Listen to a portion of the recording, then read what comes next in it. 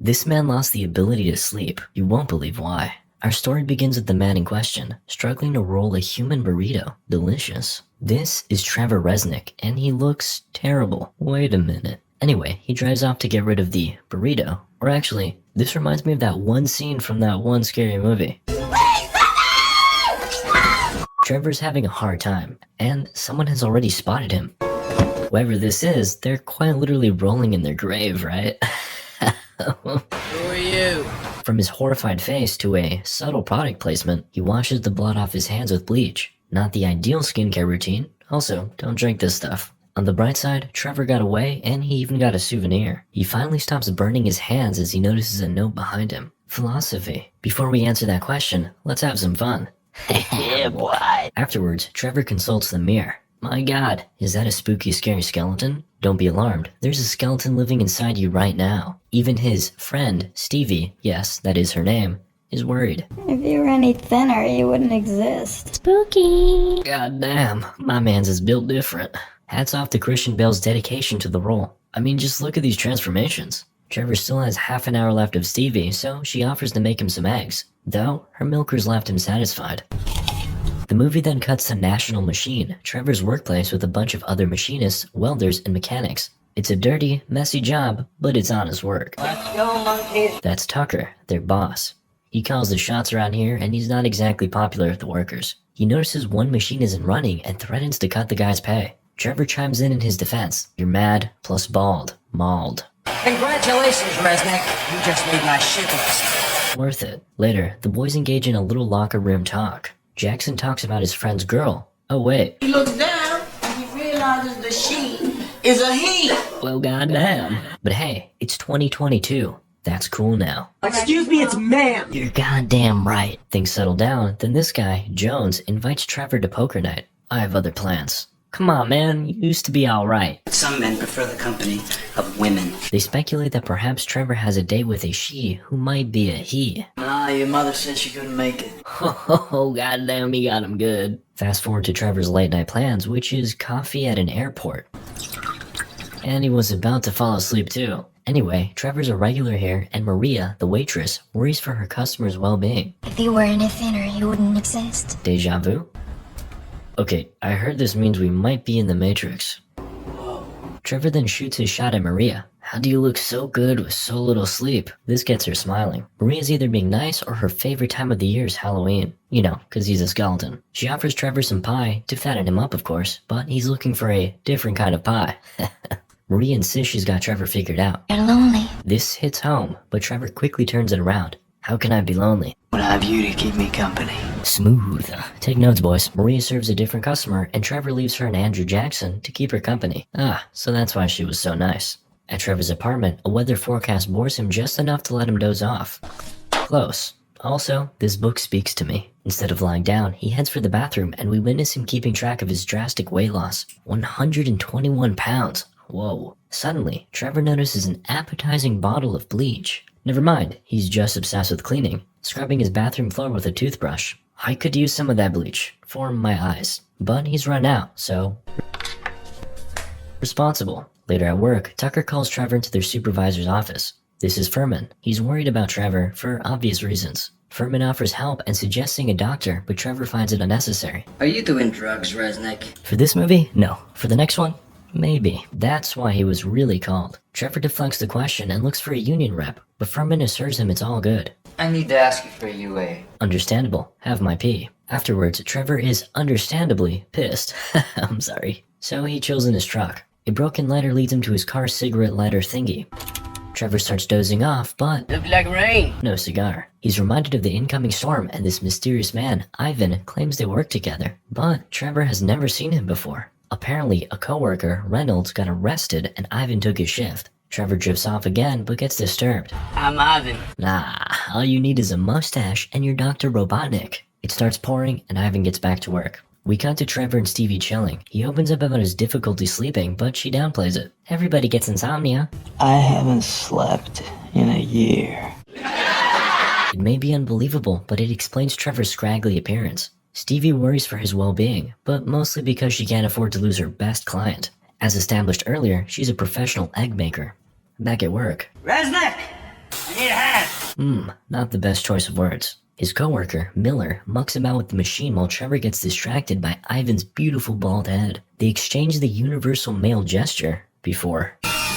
Trevor's caught off guard, and as he stands up straight, Miller's sleeve gets stuck and he slowly inches towards the machine's no-no zone. Try as he might, the stop button won't work, so Trevor shouts to hit the breaker. No one hears him as everybody panics, and eventually, he's gonna need a whole ass arm now. The rest of the shop witness the aftermath, and Tucker is furious. Trevor looks for Ivan, but he's gone. Back at his apartment, Trevor brings in his newly bought bleach and immediately washes his hands. I don't feel so good. There goes 2 more pounds. Later, Trevor munches down some food while checking his letters. A past due bill. Something tells me his insomnia is affecting his memory, hence the notes. Wait a second, I did not leave this year. Right after, Trevor goes to pay his landlady. So early. Strange. He then takes the opportunity to ask if anyone was hanging around his apartment lately. Maybe you noticed something unusual lately? Unusual. Realizing how sketchy he sounds, the paranoid Trevor awkwardly walks off. Next morning at work, management conducts an investigation on the armed robbery incident. I'm sorry. Facts and relevant information of the accident are recalled, and Trevor is shown the gruesome results. The inspector asks for his cooperation in hopes of preventing a repeat. Trevor admits it's his fault for getting distracted and accidentally activating the machine. What distracted you? It was the new welder guy, Ivan. What did you say? The one that replaced Reynolds. What are you talking about? Reynolds is right over there in the pit as usual. There's no Ivan at National Machine, Resnick.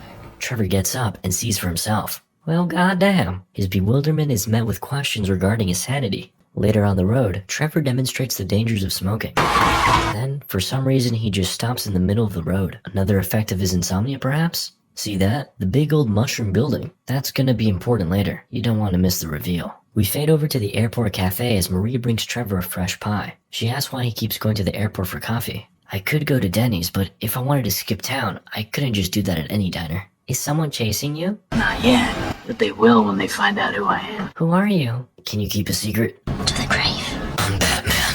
Literally. Good times. Then, Trevor notices that Mother's Day is coming up. He asks Maria's plans. She's going to the amusement park with her son, Nicholas, while Trevor's going to the cemetery. Maria sympathizes with him and reveals she's not good with losing family. Trevor isn't either. His mother's death didn't fully set in until he picked up his mother's burial address. Maria comforts him and then invites him to the amusement park with her son. I'm surprised. She either pities him or really likes him. Sounds dreamy. Perhaps it really is. Back at work, Trevor's presence isn't well received. In the locker room, the boys joke about Reynolds' recent arrest. What did they get you for again? Armed robbery? Hey, that's actually my joke. Suddenly, I don't see what's so falafel. funny. An angry Jones gets serious. What happened is no laughing matter, and he's downright uncomfortable working with Trevor. Trevor reminds everyone that it was an accident, but still. Nobody wants you here. Nobody. Yeah, alright, I'll see you guys tomorrow. Trevor departs. As he walks out, he notices Ivan's car and follows him. In this monochrome world, Ivan's bright red car really pops. Hey, they also did this in The Matrix. Trevor eventually catches up and desperately tries to get him to go back to work to clear things up. However, Ivan has other plans. It's Miller time. Understandable. They agree to talk further at a bar. Ivan chose violence this morning, so he runs the red light. Meanwhile, Trevor is apprehensive but eventually follows suit. Police? No? Okay. Also, there's that sussy mushroom tip building again. The two meet at a bar and the bartender is giving Trevor some weird looks.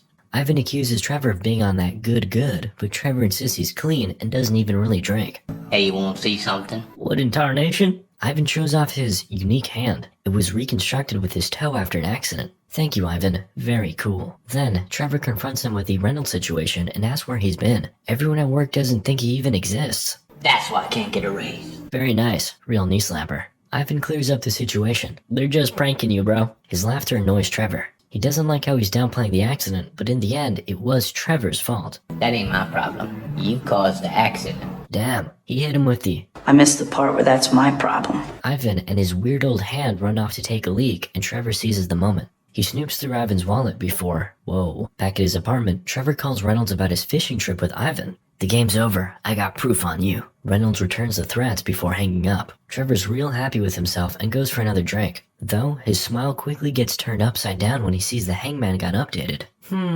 A 6-letter word that ends in ER. No, it couldn't be. Anyway, he rage quits his game of hangman and leaves to go see Stevie. She's occupied with a guest, but makes room for desperate Trevor. He's paranoid something might happen to him and she's the only one he can talk to. Stevie appreciates it. After all, most guys don't come here for my conversation.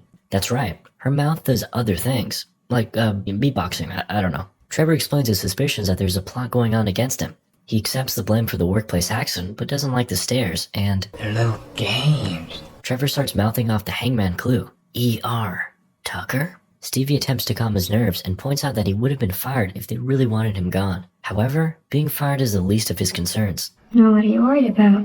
I don't know yet. Fast forward to Mother's Day. It's his date with Maria and her son Nicholas.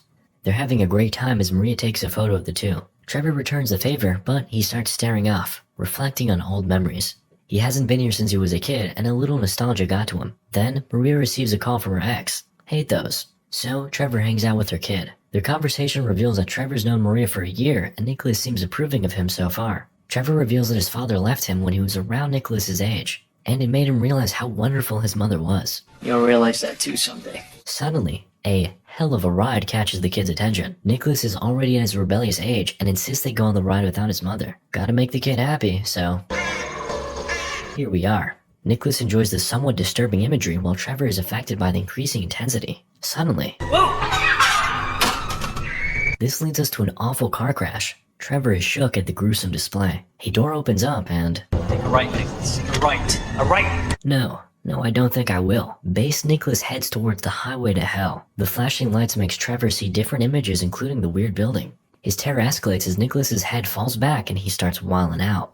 Trevor runs out shouting for help. Maria finds them, but Trevor's vision overlaps with the building again. Weird. Maria doesn't call the ambulance, explaining that he has harmless seizures from time to time. Later, on the ride back home, Maria reassures Trevor that it isn't his fault. She failed to mention her son is epileptic, and she has grown careless since there hasn't been any recent attacks. They arrive at Maria's and he's invited for some drinks. He's in, boys. Trevor studies the room while waiting for Maria.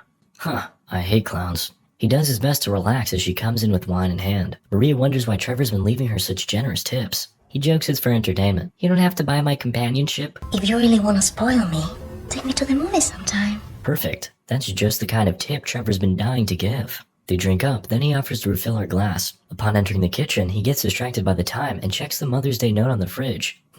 That stick figure looks awfully familiar. We abruptly come back to his apartment. Trevor rummages through garbage and resumes his game of hangman. E.R. Mother. Could it be? He then checks an old photo album of his childhood, catching glimpses of his time with his mother and ending up on a familiar scene. Well, that's a hell of a coincidence. His smile fades as questions race through his mind. Back at work, Tucker assigns Trevor to a new task. He starts work fixing the clunky machine, but then sees Miller getting out of Furman's office. Miller is met with encouraging words over the loss of his girlfriend.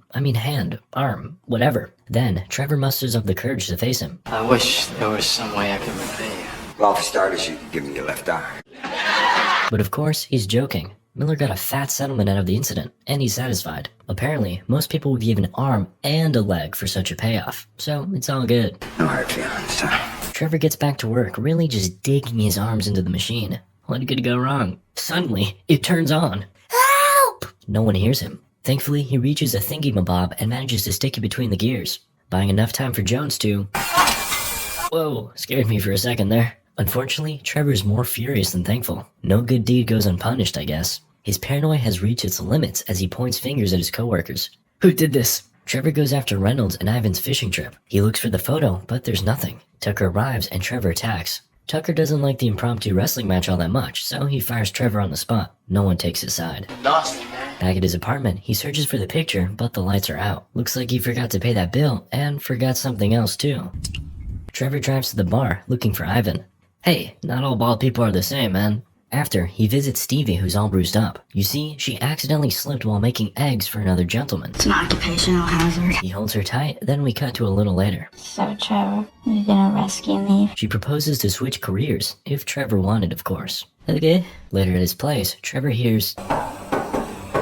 He's ready for a fight as his doors are unlocked. She's here to check in on a leak coming from his apartment. Apparently, she had already left a note. What kind of notes have you been leaving? The landlady smells something terrible as Trevor sees her out. Then, he turns to the kitchen. His fridge is dripping spaghetti juice on the floor. Yet his main concern is the hangman game. It must be Miller. The next day, he drops by Miller's place. He interrupts his gardening sesh as Miller shows off his new toy. Mrs. Miller comes out. Hey sweetie, meet the man who cut my arm off. Awkward. Trevor insists they speak in private, so they head to the garage. Miller shows off his ride before Trevor confronts him about his near accident. It's a revenge plot. I'm off to you, Miller. Miller shrugs it off with a smile, but then... Every guy felt that. A beaten Trevor gets escorted out. He then spots Ivan's car and chases after him. Trevor reads Ivan's plates. 743 CRN. But his chase is cut short when his engine gives out. Weird. His license plate is Ivan's in reverse. This says a lot about society. Trevor has all the time in the world, so he goes to the DMV for information. But that's illegal. No crime has been committed, so they can't help Trevor's dilemma. If this car hit me, would you give me the address? The police might. Thank you. Just like that, Trevor has the bright idea to... Never mind. He might be having second thoughts. The mad lad actually did it, and he's made it to the police, eagerly limping to make his report. The bloody victim has to write his own fabricated story and is left waiting. As usual, his dozing off gets interrupted. Unlucky for him, the police here are sharp. The plate number doesn't match with anything, but the description does. It's his own car, a 1969 red Pontiac Viper, which a year ago he reported as totally wrecked. Do you know it's a felony to file a bogus police report? A chase ensues, and somehow, someway, a trained police officer can't catch a bloody hit-and-run victim. Trevor lifts the manhole cover and escapes through the sewers. Yeah, this is not a set, this is an actual sewer. Further reinforcing Christian Bale's dedication to his roles. Later, Trevor safely drives away, but the police beat him to his apartment. He goes to Stevie for sanctuary and a much-needed washing. Trevor recalls his fake story, and Stevie suggests hit-and-run drivers ought to be hanged. It's my fault. That was a bad test. He refuses to go to the hospital and insists it's just bruises. What's with you and doctors? Do you trust anyone? Trust you. I really want this to work, Stevie, but you know so little about me. What if I turn it to Bat. or something? I love bats, man. Stevie has some clothes lying around and lets Trevor wear them, but... Perfect fit. Then his eyes wander and he notices a photo. It's the photo he took from Ivan. Trevor stumbles into the kitchen enraged. He looks for Ivan, but Stevie doesn't know him. Trevor thinks Ivan is her ex. Why is he doing this? Because I'm with you? I don't know what you're talking about, baby. Don't baby me. Trevor continues to mock her and Stevie attempts to step away, but he becomes more aggressive. He thinks she took the photo, but Stevie is bewildered. Trevor shouts how nobody believes her ex, Ivan, exists. However, I'm looking at a photo of you. Trevor, it's you. Look. Trevor's forced to leave. His once caring lover has turned hateful.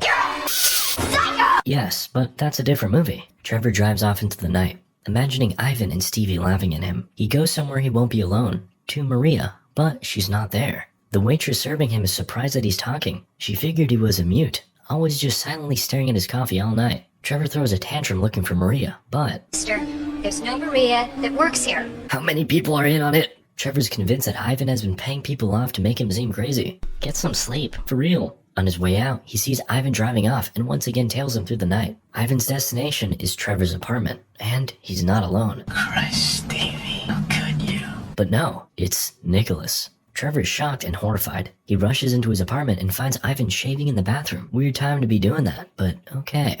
On to more important things. What happened to Nicholas? Where is he? That's my Batman voice. You know he's dead. You ever do something about that, faulty memory of yours, pal? He laughs at him, but Trevor's had enough. He struggles, but gets Ivan on all fours. It's a sussy position, but you gotta do what you gotta do. With Ivan taken care of, Trevor shifts his attention to the shower. Nothing. Must be the freezer then. He opens it to find a fish. Oh my god. He was the fishing guy all along. The end. Just kidding. We're brought back to the opening scene where he drives to the ocean to drop off Ivan's body. This time, the curtain just rolls out. No body in it. And the guy that caught him? Love that. All this time, Ivan's been a figment of his imagination, a reflection of his guilt. I know who you are. A flashback gives us a gist of what happened. A much chunkier Trevor driving the red Pontiac wasn't looking at the road when he was going for a smoke. A kid that looked like Nicholas stopped walking in the middle of the road, and... tragedy has struck. Everything else about Maria and Nicholas was all in his head. He ran away from the accident and has lost sleep over it ever since. He finally has his answer. In the morning, Trevor's packing up. His landlady steps in confused and laments on losing a good tenant. He's donating all his stuff and excuses himself as he's in a rush. On the road, he still sees Ivan's annoying smirk. Trevor has a choice to make. airport, or downtown. He chooses the road to salvation and turns himself in. Ivan gestures his farewell and Trevor is taken into custody. Just wanted to sleep. And at long last, he can. Good night. Sweet dreams.